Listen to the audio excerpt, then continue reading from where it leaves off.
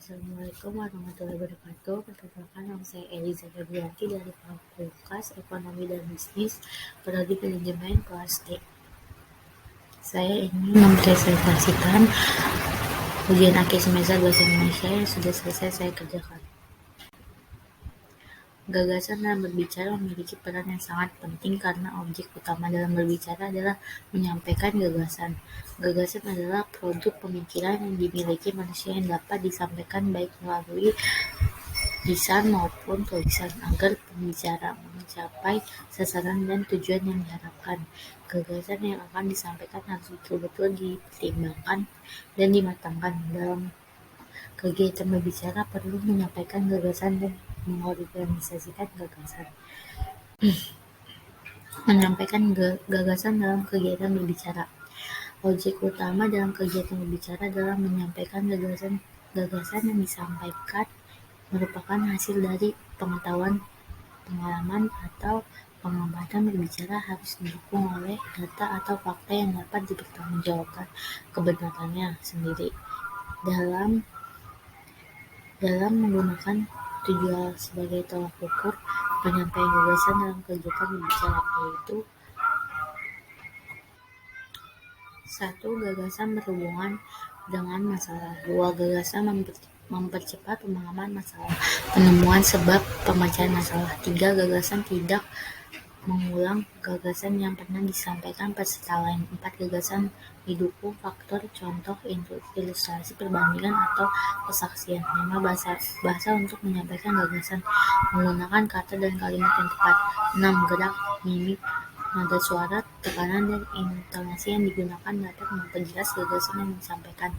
7. Gagasan disemukakan dengan sopan dan tidak emosional. B.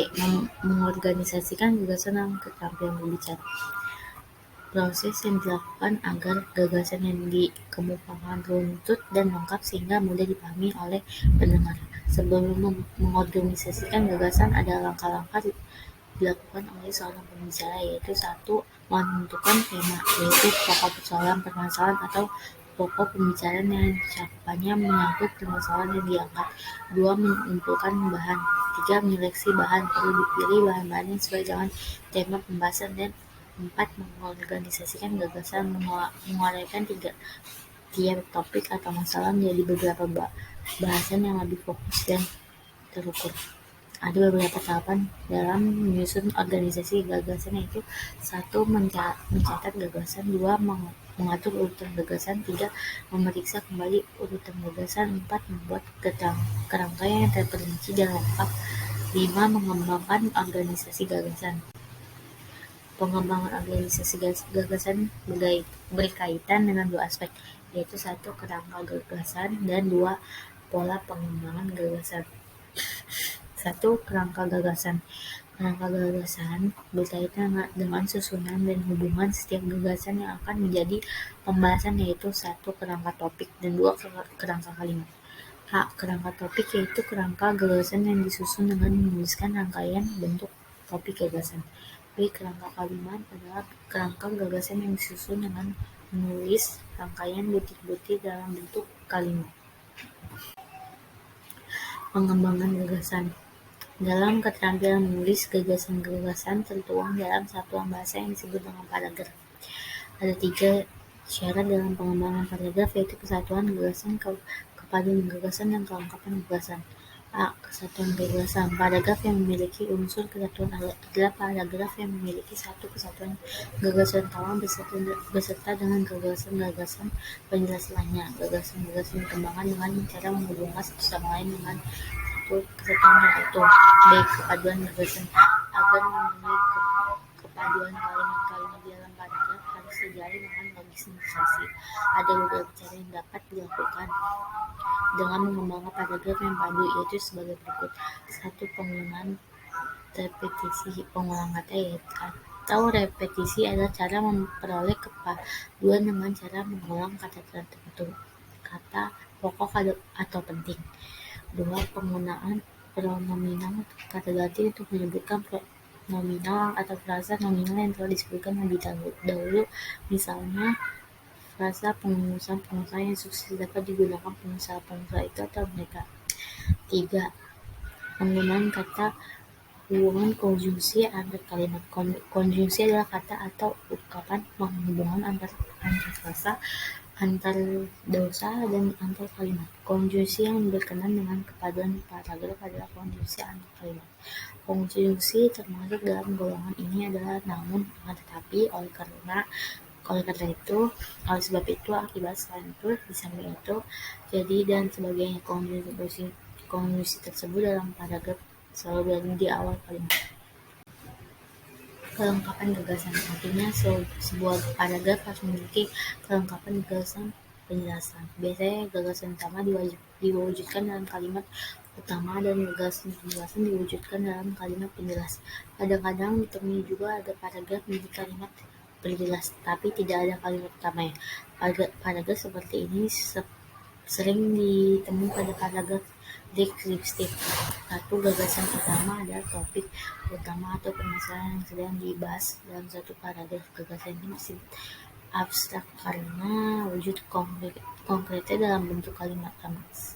2. Gagasan penjelas adalah beberapa gagasan yang berfungsi menjelaskan topik utama. Gagasan penjelas ini juga bersifat abstrak karena wujud konkretnya dalam bentuk kalimat penjelas. 3. Kalimat utama adalah kalimat yang mengandung gagasan utama. Kalimat ini memperjelas apa yang akan dibahas pada paragraf tersebut. 4. Kalimat perjelas adalah kalimat-kalimat yang mendukung gagasan utama. Kalimat perjelas perlu dipelosok karena kalimat inilah yang akan memberikan alasan yang kuat ke gagasan utama. Kalimat-kalimatnya mengandung data berupa fakta dan informasi. Judul: Bahaya Narkoba. Konteks penyuluhan dari Bapak Polisi kepada remaja Karang Taruna. Kerangka 1. Pembukaan, mengucapkan salam pembuka dan menyapa hadirin dan pihak tertentu yang turut hadir. 2. Mengapa narkoba berbahaya. 3. Apa saja yang ada dalam narkoba golongan 1. 4. Apa saja yang disebabkan oleh pecandu narkoba. 5. Bagaimana cara mengatasi kecanduan narkoba. 6. Menutup.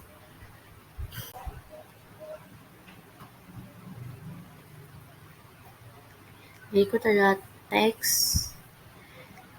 bahaya narkoba.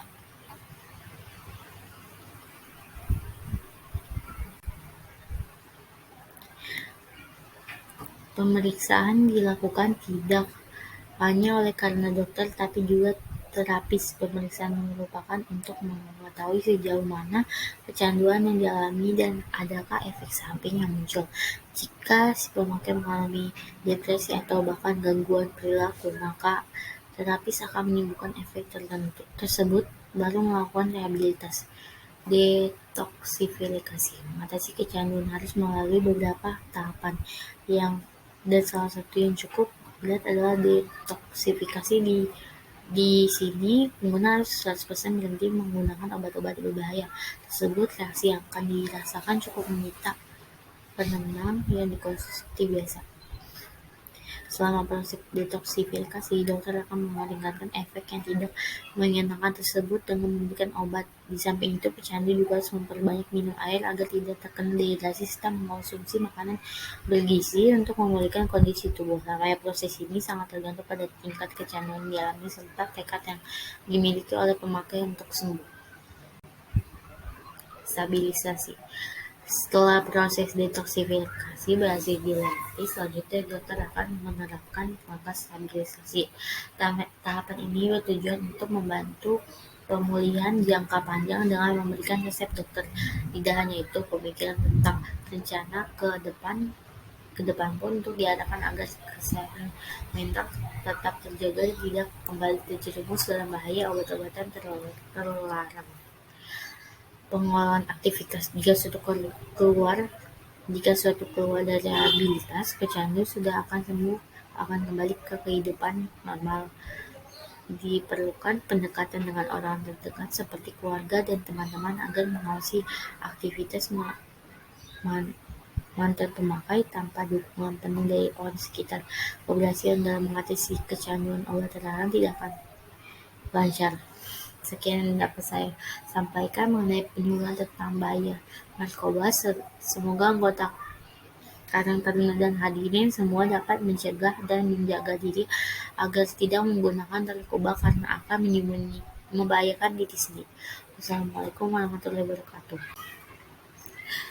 Sekian presentasi bahasa Indonesia yang sudah saya jelaskan. Mohon maaf bila banyak salah kata dan pengucapan. Wassalamualaikum warahmatullahi wabarakatuh.